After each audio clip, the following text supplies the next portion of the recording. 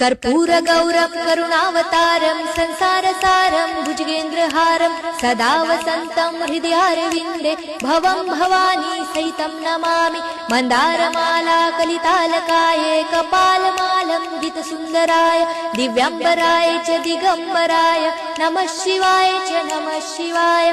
घालीन लोटांगण वंदीन चरण डोळ्यांनी पाहीन रूप तुझे प्रेमे आलिंगन आनंदे पूजन भावे ओवाळीन म्हणे नमा। त्वमेव माता पिता त्वमेव बंधु सखा त्वमेव विद्या द्रविणं त्वमेव सर्वं मम देव कायेन वाचा मनसेन्द्रियर्वा बुद्ध्यात्मना वा प्रकृति स्वभावात् करोमि यज्ञं सकलं परस्मै नारायणायति समर्पयामि।